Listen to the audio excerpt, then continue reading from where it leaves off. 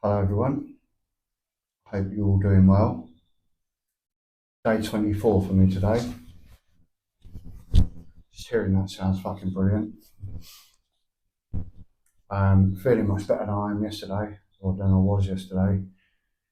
Um, Fun anxiety with me today, but I've been for a long walk and it's sort of blasted it out of me. Don't know what I was anxious about. As I said yesterday, I've got nothing on my conscience or my mind to be eating me away. So yeah, day 24, brilliant. Um, I just want to say thank you to all the recent subscribers. I'm sitting on 204 subscribers now, so 204 people that are interested in me reflecting upon myself and sharing my journey with you, uh, which is, well, splendid. Amazing, yeah. So thank you for that. Also got 31 members on Discord now. On my Discord that are, yeah, they are sharing their experiences or sharing how they're feeling or sharing some of their pictures of what they like to take. I like to take, well, at the moment, I'm taking pictures of the progression of my tree outside my house. So, well, not outside my house, outside where I live. Um, yeah, and somebody else is also doing the same with one of the trees that they also is very close to them. So it's nice seeing their pictures as well. It's nice to see things grow, and it's nice to watch every day as things grow, especially plants.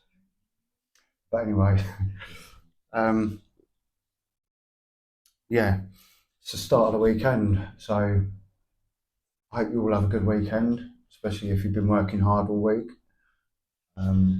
Yeah, have a good weekend, you deserve it. Friday night for me is quite I used to love like Friday nights having a smoke night. You know, it's not a school day the next day, so get smashed out your face and not really have to worry about what tomorrow brings because it's your time off. You've worked hard, so you can play hard. But yeah, so I used to look forward to Friday nights, you know, to a big fat Bob Marley and it fucking blazed down my face, but not anymore. So yeah, Friday night I really miss one. Even now, um, you know, everyone's had their well-deserved spliff, and I'm missing out on that. But I don't feel I'm missing out as chronically as I did my first week or my second week of withdrawing from cannabis. So um, yeah. So if you are having a big Bob Marley or a big fat cone, then fair play, you've earned it. So yeah. So I'm just looking at my notes, not like just looking away. I've got my notes here. You might be able to see them, might not. But I'm a bit blind from the eye, from the eyes, from the fucking light. So just trying to readjust my eyeballs to see what I've written down. Um, so yeah, had a couple of good things today. One, I spoke to my dad today. He lives in Spain. He's retired out in Spain. Got a nice place where he lives, nice pool, um, nice wife, nice dogs. Yeah, he's living in a nice place. Um, so yeah, I had a good FaceTime with him today. Always love speaking to him. Um, he had a bit of a blood pressure scare not long back, but that's all under control now. He went for a full MOT, did all his bloods and that, and all of his organs are working fine. He's got nothing wrong with his blood. They picked up on a slight chest infection that he's got, but that's been tended to, and they've given him tablets to lower his blood pressure. Told him to lower his alcohol intake, which he regulates anyway. Well, I say regulates, he doesn't drink during the day. But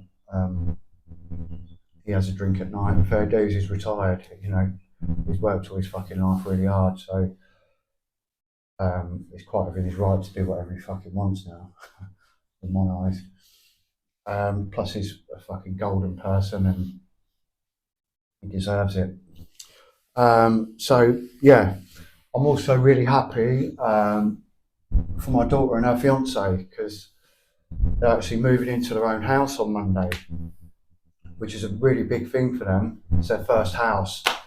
They've been living with her fiance's parents lately, and as much as that's got security and comfort for them, they still can't, you know, fully be comfortable in that house. You know, what I mean by that is like walking around your house with your tits out, or, you know, totally naked. I miss that. I can't do that where I live. And I miss that, getting out of bed and just walking around naked, and I get a care in the world, you know. Obviously, I don't stand at the windows naked, just like, you know, with my fucking morning wood on. But yeah, I miss that freedom. And I miss having a garden, big time. I've got fucking green fingers, and yeah, I miss growing, I miss nurturing, and I miss watching stuff grow day by day, as I've just said. So yeah, so I bought them a big present today, which they're really happy about, and which I'm happy about as well, because it's like I didn't want to intrude on their new place and say, there you go, and then be like, oh, well, actually, we want you to do this way, or, you know. So I asked their permission before I went ahead, and they're really happy and thankful for it, which is fucking grand. So yeah, been a good day all in all. Apart from my underlying anxiety, well, not underlying, just fucking trailing me around like a bad smell. But nice long walk, fucked it off. And doing this now is, you know, double fucking it off. But yeah, so I fucking can't see now. Uh, yeah, next Wednesday. As from next Wednesday, for a week, I'm going to be at my sister's, looking after her house and her dogs, because she's flying off to Dubai to see my other sister. So yeah, I'll be in a bit of a different place than the birdie bunker, or down in my, my pit in the woods. Um, so yeah, hopefully I'll find a place where I can feel comfortable enough to upload and not be out of the wind. I mean, the wind today is currently blowing at 32 miles an hour, which isn't fast, but it's fast enough to blast my microphone and not be able to get anything that's, that you could listen to, or that I can listen to when I watch this back. So that's why I'm in the birdie bunker. And on the way down, there's been a few squally showers. Uh, fucking squally showers. Yeah, I don't know if that's like meteorological term, or do people have squally showers in America or elsewhere in the world? Is that what they're called, or is it just a British word, squally? It's rather squally showers today. Fucking squally. Anyway, yeah. So that's today, and that's my reflection on today and how I've progressed from yesterday. And now I'm going to go on to my relationship with drugs and music, which I've been saying for the past couple of days that I want to log for myself, um, so I can remember it. You know, I can look back at this later on in life. You know, I might be struck with mental illness later on in life, like dementia or something like that, and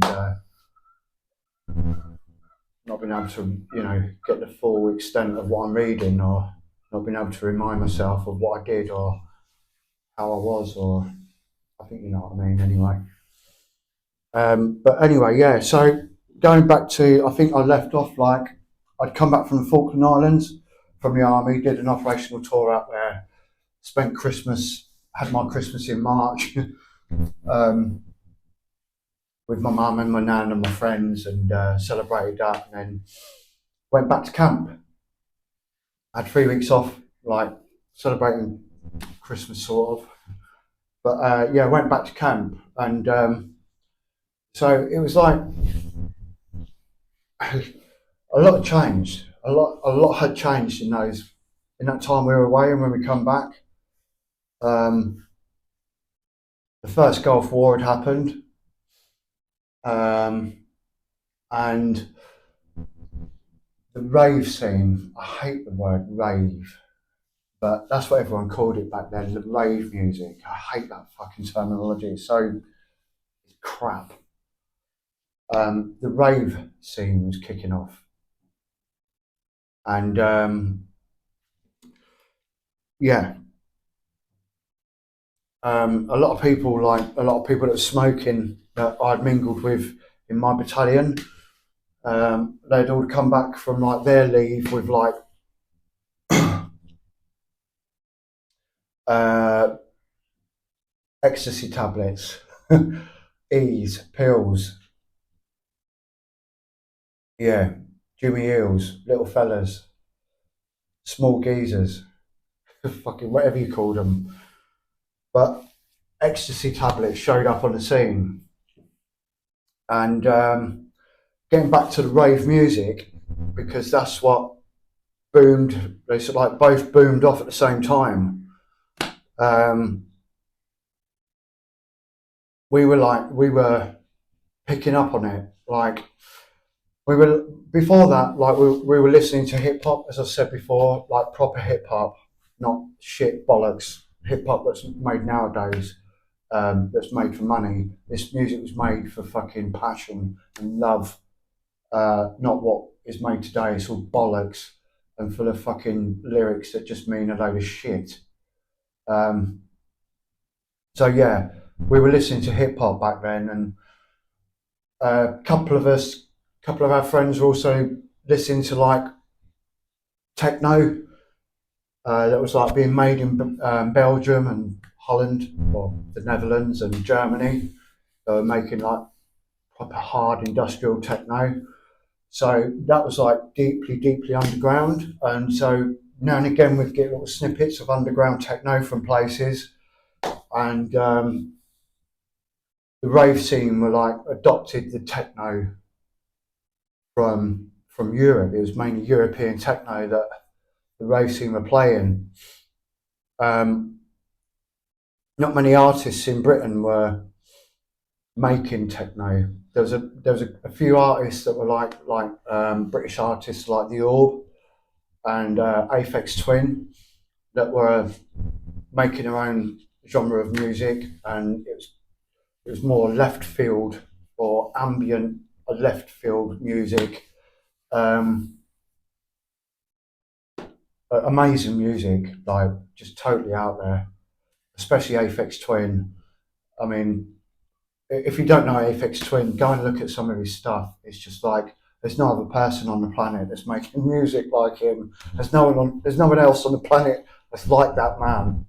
I forget his name, but just look at his stuff. Um, Look how he's made some of his music. Um, it's it's totally in a field of its own. Aphex Twin and Yorb as well. I think you might have heard Yorb, Alex Patterson, and uh, the old KLF lot. Uh, they make up the Orb. Their music was you might have heard of. One of their most famous tunes is "Little Fluffy Clouds." Yeah, the Orb, fucking beautiful music, absolutely beautiful. They've made a few albums, and they didn't really do many not concerts, but they didn't really play at many festivals because they like to remain underground. Same as Aphex Twin, they like to keep themselves apart from all the bollocks money making music. Even though they did release albums, but their albums were released for love, not to make money. It was for love. So yeah, check them out if you're listening. Not Experience the Orb or Aphex Twin. Check them out. So yeah, so music, like almost overnight, from like coming back from the Falklands. Before I went to the Falklands, we were still digging the hip hop. But when I came back from the Falklands, it sort of like a lot had changed. I mean, within them 5 months altogether, a fucking lot had changed in music, in the whole music culture, the whole dance music culture, that whole scene, the whole drug scene, and how that meshed together. It changed overnight. So yeah, so what we were listening to a lot as well, which was coming out of America, and America are quite responsible for a lot of music in the electronic music world, or the dance music culture, or that whole thing. A lot came out of America. A lot of house came out of America. Personally, I think house came out of America myself. A lot of acid house came out of America, out of Chicago, out of Detroit. Yeah, a lot of acid house that we were listening to was coming from America, and it's being made on primitive like, well, yeah, I call them instruments. Like, they were being made on, look, like modules, and basically beat synths and beat synthesizers, beat loopers, like the Roland 303, the Roland 808, and the Roland 909. The 303 was the main one. Later on, the 808 came, and then later on, the 909 came. But they've all got their own unique noises. And if you go onto Google and look up Roland 303 compared to the 808 or the 909, you'll see how they progressed and what effects these modules had. So yeah, a lot of acid house is coming out of America, and it's fucking brilliant. And these Roland modules, these little boxes that you can get so many fucking noises out of, that was just mind blowing. You had to have sample boxes to put them noises into, and then you had to have a computer to put all that together and quantize everything and put it all together. And then you had to have a track mixer to also put all that together as well. So there was all these different pieces of equipment that you needed just to make one tune. Like nowadays, you can open up a fucking Apple laptop and just go dum dum dum, yeah, tune made, stick it off for publishing, and wait for the money to come in. That's bollocks. That's shit. Fucking shit. That's not fucking music. Well, some people would argue it is, but it's not engineered music. It's not engineered. To go out and buy a fucking module that makes a certain noise and put that to something else that will give that noise an effect, and then put that to something else that will help it be put onto a sound card that can be put onto a computer, that can be run through a program so you can quantize it all. Yeah, they're all fucking instruments. And that tune what you made is made from all them different instruments. It's not made from a pre-made program that you've just gone copy paste, put that there, drag and drop, fuck it, that's it, tune made. You can make tunes in fucking 30 minutes, less than that. You can make a 4-track tune, a minimalist 4-track tune, in 5 fucking minutes. And you know, if you go to the right publisher, it'll fucking sell. It'll sell. I don't know who's going to fucking listen to it, but it'll fucking sell. So yeah, in my eyes, these pioneers of music, which is what they were pioneering the sound. They weren't just like dragging and dropping some pre-made sound that somebody else has made. They were actually finding that sound for themselves. And sometimes they'd spend days just finding a certain fucking noise. They'd stay out for days just twiddling and tweaking little things just to get a noise. You know, that's using that as an instrument. That's not dragging and dropping a pre-made sample and fucking tweaking it onto a fucking computer and thinking that you're a musician. No, anyone could do that. My daughter was doing that at 6 years old on a fucking Sony phone with a basic fucking music program. She understood it back then. She understood how the music was made back then. She's got a big ear for music, same as I have. Well, big ear. My fibres pick up music. I feel music. I don't hear it. I listen to it and I feel it.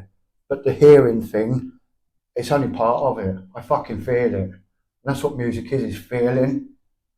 But anyway, yeah, my daughter at 6 years old was making fucking music. It was quite fucking, you know, you could play it out at a party now in the woods and people would be going fucking mental for it.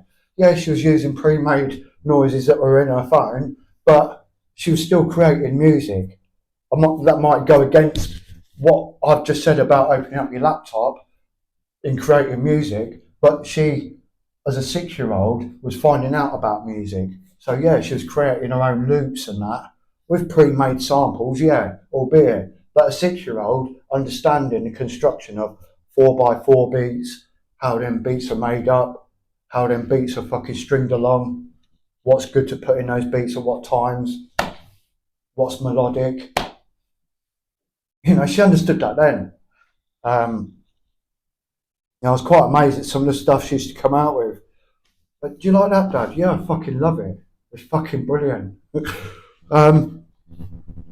So yeah, going back to the acid house music. Alongside that, we was doing a lot of acid, like blotters, acid, and we were smoking a lot of Colombian weed.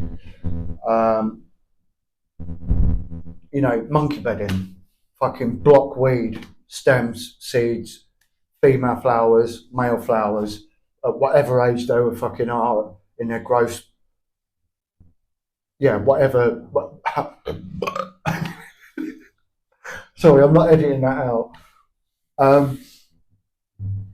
Yeah, at whatever age these plants were, they would just fucking get cut down and pushed into a fucking block and then sold off, and we'd buy it. But that got us high, you know. It's albeit it's like a tickle high compared to what fucking strengths of skunk is nowadays. But it got us high, and it gave us some giggles. It, you know, it made us fucking giggle like fuck.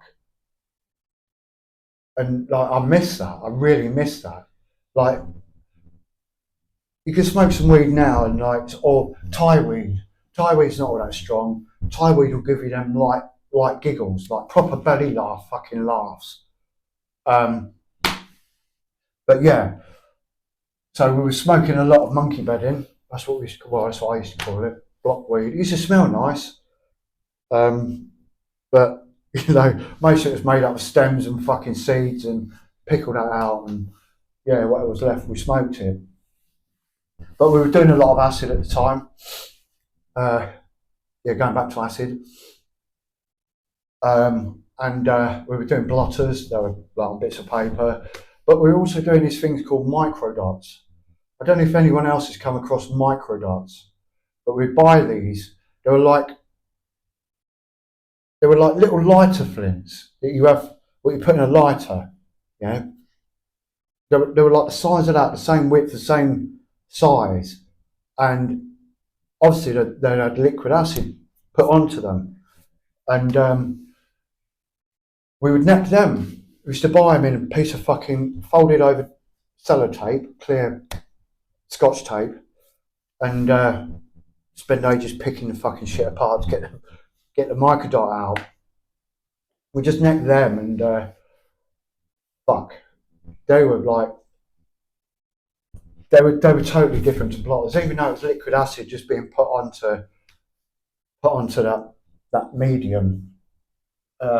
It was totally different to blotter acid, and I'd had some strong blotter acid, you know, before then. Window panes being one of them, one of the strongest blotter acid I took.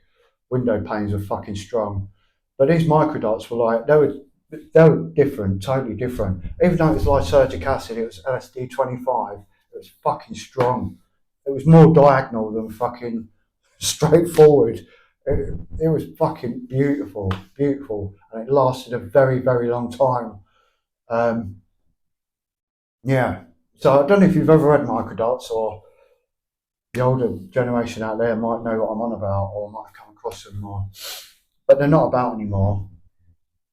And I've tried to look on the internet to find out information about it, and there's not much information. Whenever I look about microdots, it's always paper blotters, never about this fucking. I don't know if it was a British thing or I don't know.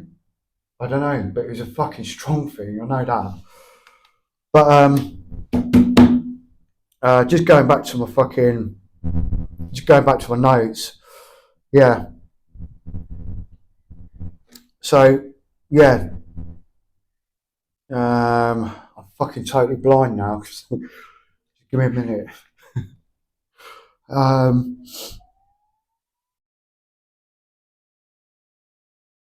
yeah. So anyway, the music.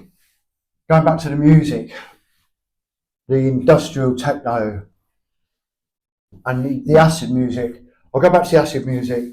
I'll say about the acid music. What I noticed, right, was especially with the Roland 303, because that was predominantly the main tool for acid generated music, acid house music. What I noted, like before then, was all the heavy metalists and all the people that are into thrash metal and all the deep heavy metalists, the hard rockers. Straight away they picked up on this acid sound, and that they latched onto it. They understood it straight away.